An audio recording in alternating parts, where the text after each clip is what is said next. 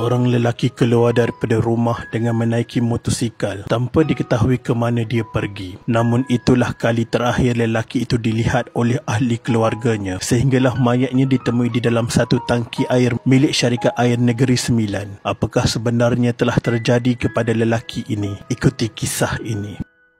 Pada 25 Mac 2019, polis menemui tengkorak dan beberapa cebisan daging dipercayai mayat lelaki yang dilaporkan hilang kira-kira 8 bulan lalu dalam tangki air milik syarikat air Negeri Sembilan Sains di Felda Palong 12 di Jempol. Bahagian cebisan itu ditemui selepas operasi mengeluarkan mayat terbabit dilakukan anggota bomba pada 1 tengah hari.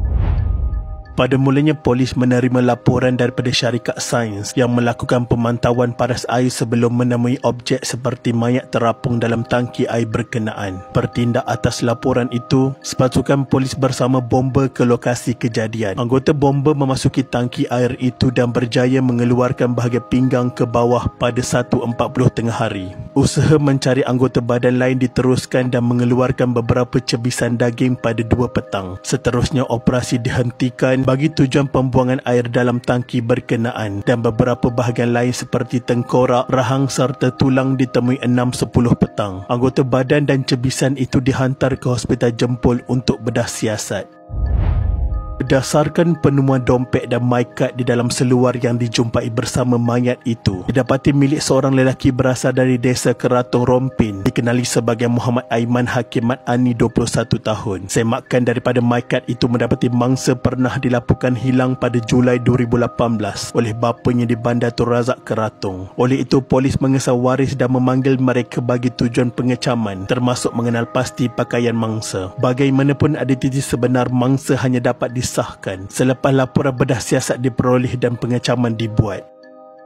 Berita penemuan ini tersebar dengan sangat pantas. Susulan penemuan mayat ini di dalam tangkir air itu, permintaan terhadap air mineral naik mendadak susulan penduduk sekitar Felda Palong 12 di Jempol yang bimbang dengan kesucian air di kawasan itu. Peniaga gerai makan Muhammad Ghazali Syukur 62 tahun berkata, lebih 100 botol air mineral sudah habis dan pelanggannya hanya memesan air mineral atau air di dalam tin sahaja. Dia juga mengakui sangat bimbang sekiranya selama ini mereka minum air tercemar itu disebabkan mangsa sudah dilaporkan hilang sejak 8 bulan lalu. Pengerusi Majlis Pengurusan Komuniti Kampung MPKK Felda Palong 12, Zulkifli Zainuddin berkata, pihak sains perlu mengambil tindakan sewajarnya bagi mengelak kejadian sama berulang. Kawasan tangki air sepatutnya tidak boleh dimasuki orang awam dan pintu tangki juga perlu dikunci rapi. Kalau mudah untuk diceroboh, mereka bimbang kejadian sama akan berulang. Pada 28 Mac 2019, Mufti Negeri Sembilan Datuk Muhammad Yusof Ahmad berkata, hukum meminum air dari tangki itu selama mana tidak diketahui adalah harus. Dalam masalah seperti ini, penduduk yang terminum air bercampur daripada mayat diharuskan. Jika mereka tahu lebih awal, mereka tentu tidak meminumnya. Muhammad Yusof menjelaskan mayat manusia asalnya suci, selagi mana ia belum hancur atau pecah. Jika sudah hancur, cebisan daging mayat yang bercampur sedikit air akan menjadi najis. Bagi air yang banyak, ia juga menjadi najis apabila berubah warna, bau dan rasa. Ketika ini mayat mangsa sudah dihantar ke Hospital Jempol dan waris dipanggil bagi tujuan pengecaman berdasarkan pakaian selain dokumen pengenalan diri mangsa. Walau bagaimanapun waris tidak dapat mengecam dengan lain-lain perkara disebabkan keadaan mayat dan ujian DNA amat diperlukan dalam kes ini. Identiti mayat lelaki berusia 20-an itu hanya dapat diketahui dalam tempoh 3 bulan.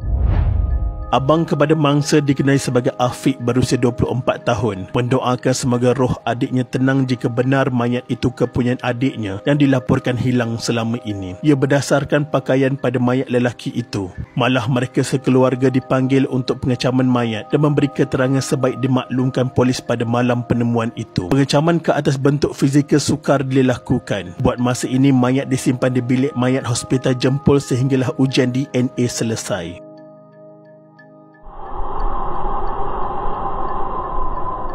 Mangsa dikenali sebagai Muhammad Aiman adalah penuntut tahun akhir di Fakulti Sains Komputer dan Matematik Universiti Teknologi Marayu ITM Cawangan Rao, Pahang yang hilang sejak 9 Julai 2018. Kehilangannya dikesan pada 3 petang selepas keluar dari rumah di Jalan Keratung Indah 16, Desa Keratung Indah, Bandar Tun Razak, Pahang dengan menunggang motosikal Moderna secara bersendirian.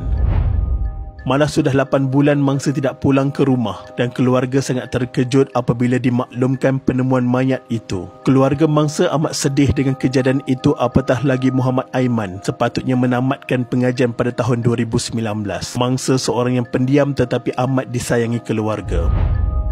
Pada pagi 28 Mac 2019, pihak polis menemui motosikal dipercayai milik mangsa di ladang kelapa sawit, iaitu berhampiran lokasi penemuan mayat ini. Motosikal berkenaan ditemui ditinggalkan di kawasan ladang berkenaan yang terletak kira-kira 2 hingga 3 km dari tangki air milik Syarikat Air Negeri Sembilan itu. Motosikal jenis Modenas itu ditemui penduduk sebelum dimaklumkan kepada polis kira-kira 10 pagi. Berdasarkan semakan awal mendapati motosikal berkenaan dipercayai milik Muhammad Aiman Hakim Mat Ani. Polis sedang menjalankan siasatan lanjut mengenai penemuan itu. Masih terlalu awal untuk mengaitkan penemuan motosikal itu dengan mayat yang ditemui dalam tangki air. Buat masa ini, kes masih diklasifikasi sebagai mati mengejut.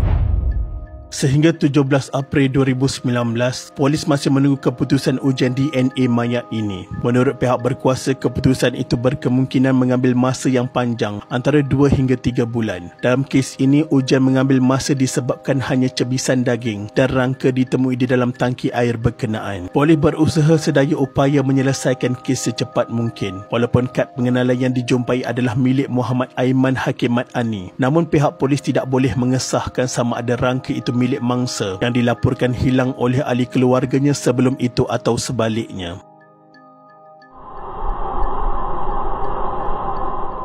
Segala penantian sejak sekian lama, akhirnya mayat ini telah disahkan milik penuntut tahun akhir Universiti Teknologi Marayu ITM Raub Pahang, Muhammad Aiman Hakim Mat Ani. Ketua Polis Daerah Jempol Superintenden Muhammad Nur Hishamuddin Hashim dalam kenyataan pada 3 Julai 2019 berkata, ia berdasarkan ujian DNA yang dilakukan terhadap rangka berkenaan. Keputusan ini sudah dimaklumkan kepada keluarga mangsa. Ujian DNA memerlukan masa berikutan rangka yang ditemui dalam keadaan tidak sempurna, selain dipercayai sudah berada lama dalam tangki air. Beliau juga menyambung kes ini diklasifikasikan sebagai mati mengejut. Ia sekaligus memberi anggapan tiada unsur-unsur jenayah dalam kematian mangsa. Sebenarnya banyak persoalan yang menjadi tanda tanya dalam kes ini. Pertama, bagaimana kawasan tangki air ini boleh dimasuki oleh mangsa sedangkan kawasan ini berkunci? Tidak mustahil ada orang kedua atau ketiga bersama mangsa ketika kejadian berlaku. Kedua, motosikal mangsa ditemui dalam jarak yang tidak jauh daripada kawasan tangki air ini. Yang menjadi persoalan, apa tujuan mangsa pergi ke dalam tangki air itu? Ketiga, jika tiada unsur jenayah dalam kes ini, adakah mangsa berniat menamatkan riwayat hidupnya sendiri? Namun bagi saya, mengakhiri hidup di dalam tangki air adalah cara tidak praktikal dan menyeksakan, kerana selalunya jika seseorang ingin menamatkan riwayat hidupnya, dia akan mencari cara yang paling cepat dan mudah. Jadi saya berpendapat teori mangsa menamatkan riwayat hidupnya adalah ditolak sama sekali.